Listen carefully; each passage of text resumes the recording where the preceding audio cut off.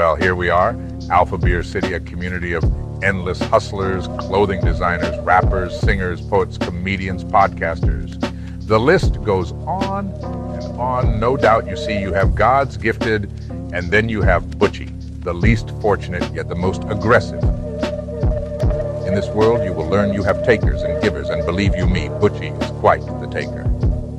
Meanwhile, in total shock and disbelief, Gummy calls the other workers from his uncle's trap house to explain what had happened and how much money was taken. Now be mindful. Gummy has never lifted his fist or a firearm to any bear in any mountain or forest. Later that evening, Grizz stopped by Bear State Mall to cop the new Yeezy foam runners in the bone colorway also, an essential hoodie sweatsuit, and 2 Bear Star hoodies for the performance of his nephew's new single that's almost viral. Coincidentally, Touch is in the same mall, sees Grizz, and then proceeds to call Butchie for some type of confirmation or permission to attempt to rob him in the parking lot on the way out, not realizing these aren't even the bears he thought they were. This is what happens when you think you have a real friend, and they are comfortable with letting you crash out, sending you out on a dummy mission with no certainty.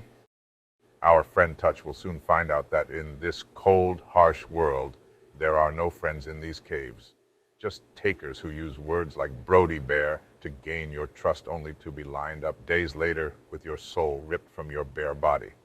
Touch will also soon learn that if you're gonna rob more than one bear, you best have enough ammo. What's good?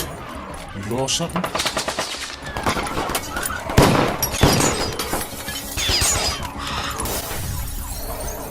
Got guns.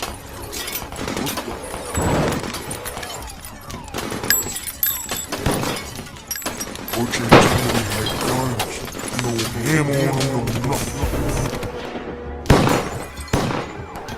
Telling the story live off Kelly in West Orem. That is one of the shooting scenes. And right now I'm live at one of those shooting scenes. This one, they believe that suspect forced his way into a home and then... Thank the bear gods that no one was shot in this 3-minute-long fire fest of nonsense. Touch could have lost his life over what? Attempting to rob strangers to gain Butchie's approval? I believe that Butchie sees Touch as expendable, and with Touch not seeing it, he will be dead before anyone knows it.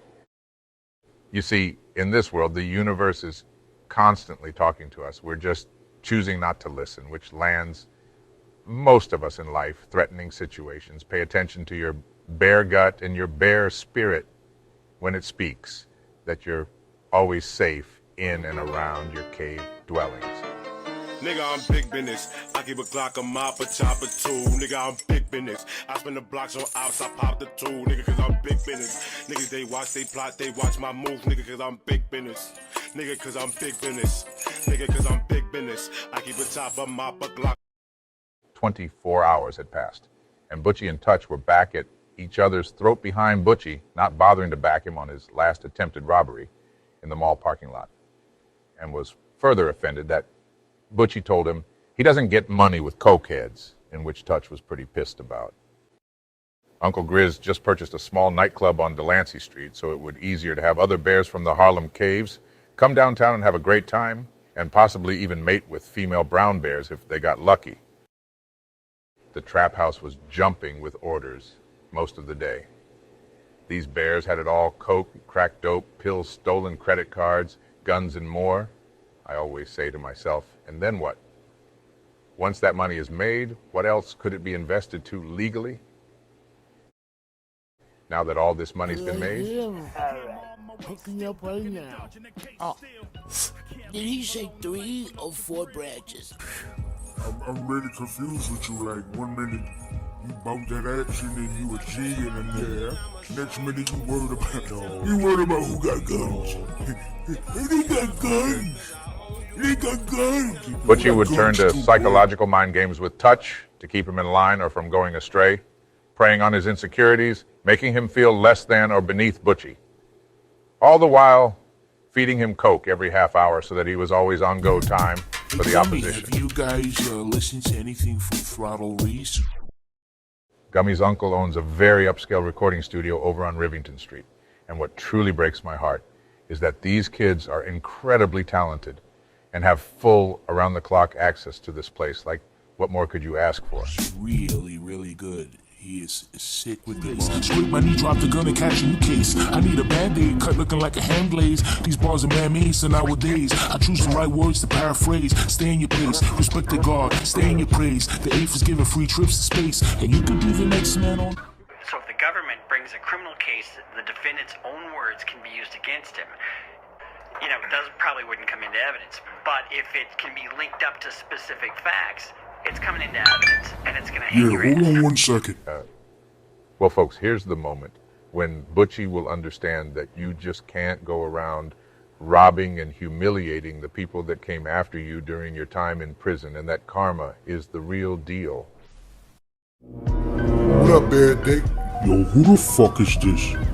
You didn't think we was gonna find your phone number? How you get my number?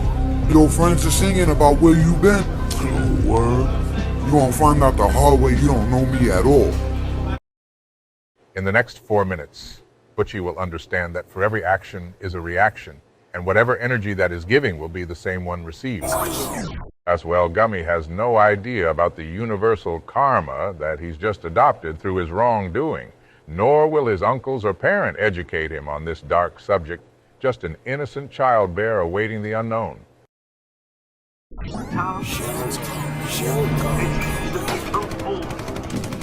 power, power out. This is the afterlife, never to come back.